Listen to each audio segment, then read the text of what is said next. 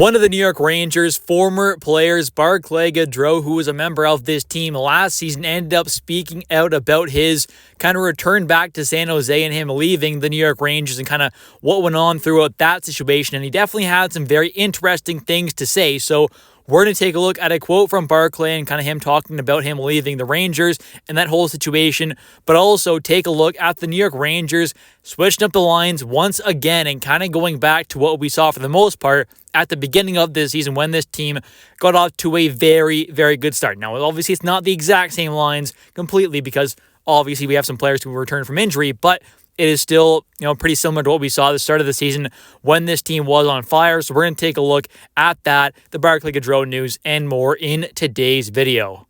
So let's get right into it here and take a look at the quote from Barclay Goodrow. And this was posted on X by Molly Walker, a very good New York Rangers reporter. And she ends up saying here, Barclay Goodrow on how things ended with the New York Rangers. Quote, "It was just a surprise. I was never given any inclination or whatever that I wouldn't be back with the team, and that happened. That was a while ago. I've tried to move past it. We're here and excited to be with San Jose." And first off, I was really and truly shocked when I read this. This makes no sense at all. And Barclay Goodrow, he's an NHL player and good for him, but how can you not have the kind of self-awareness and understanding of what your contract is and the situation that you are in?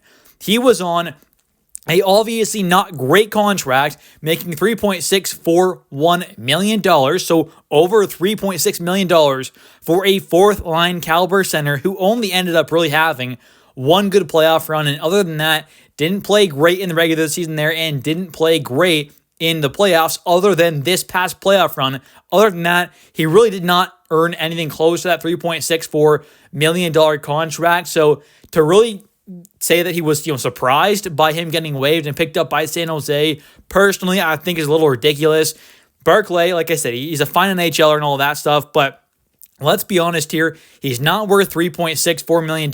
And to him, to obviously say it was a surprise, I think is just wild. I really can't wrap my head around how he didn't have any idea of this possibly happening. The Rangers are a team trying to compete for a Stanley Cup, have obviously not been in the best spot cap-wise with, you could say multiple players kind of being a bit overpaid. So when you have a guy like Barclay who's not earning his kind of value there, it makes a lot of sense for a team who's trying to win a cup, who's in that kind of win-now window, to try and offload one or multiple of these not great contracts. And obviously, some other ones like this Banajad one, Shuba one are obviously a little more difficult to do. So you go and you obviously move off of a guy like Barclay, which I think makes a lot of sense. Now, I'm no general manager here. I'm no, elite hockey mind, obviously, but I think it's pretty common sense to think that when you have a bad contract, if you have the chance to get off it, you do it. And obviously Barclay should know himself that he was not earning his value. Making $3.64 million, it's a lot of money there, even for an NHL player. And there are a lot of other players around the league who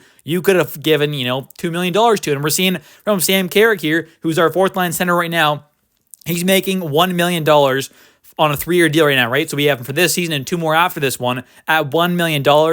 He's going to make less in his 3-year span with the Rangers here than what Barclay did in one season. Barclay makes an extra, $640K about that per season compared to what a guy like, Sam Carrick will make over the next 3 seasons. So for what Sam Carrick brings, he does as much, you could say, for sure, as a guy like Barclay Goodrow, and he's also got a bit more grit to him as well, a bit more toughness, which we know this team can use more of. So I think it was an absolute no-brainer to get rid of Barclay Goodrow and try and find a much cheaper guy like Sam Carrick, who I really like as our fourth-line center. Is he the best fourth-line center in the world? No, but for $1 million, I think it is such great value and definitely a lot better value than what we've seen from Barclay. Now, he did have a really good playoff run, in 2024 there from this past season, but other than that, though, he has not really earned that contract at all. So I really do think it was the right idea to get off that contract and to not have to give up, a draft pick or a prospect or whatever it is alongside Barclay, I also think was a massive plus as well. So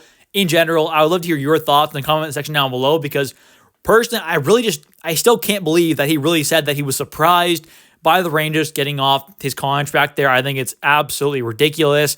Maybe I'm being a little too hard on Barclay there, but I really can't believe that he was completely shocked and had no inclination, no thought that he could possibly end up getting moved away from the Rangers because of his contract, kind of how he's been playing for this team. So personally, I'm a little shocked there, but let me know your thoughts on this Barclay Goodrow situation in the comment section down below. And next up here, we've got the lineup changes once again as Peter Laviolette has decided to pretty much go back to the lineup that we saw at the beginning of this season, where the Rangers were obviously on absolute fire. They were looking like a truly dominant team, looking like a true Stanley Cup contender. Obviously, we kind of hit a brick wall there, face first, ran into it full speed, and we've obviously kind of taken a bit of a step back here.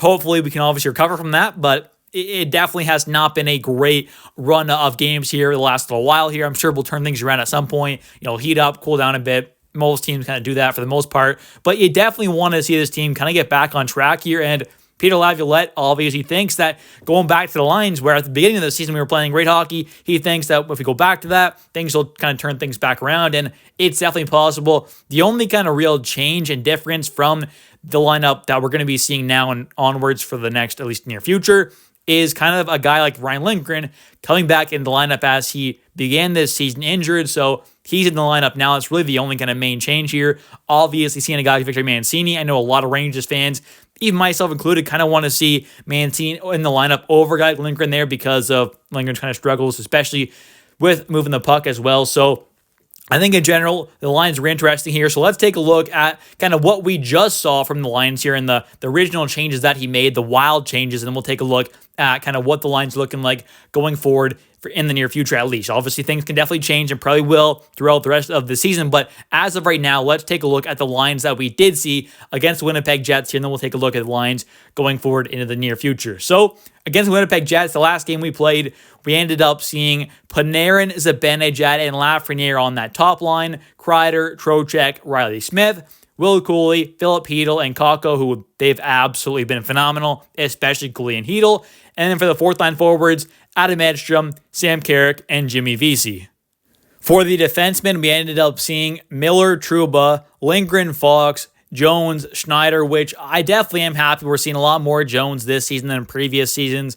I think Jones is definitely an underrated kind of guy. I mean, amongst Rangers fans, we know how talented he is, and there's a lot of us Rangers fans who definitely have been loud about wanting him in the lineup, which I completely agree with. I think Jones needs to be in there. He's a great defenseman.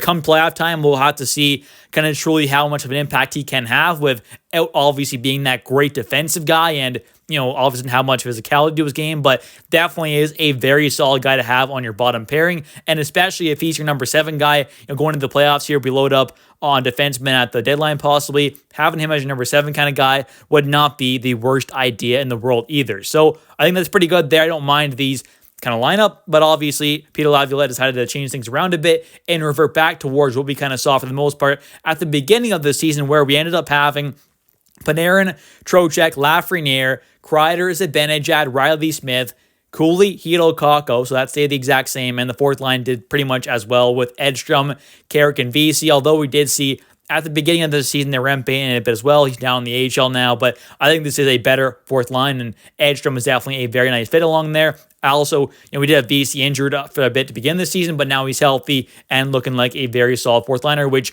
we all know, or at least I know for sure that I love him in that role.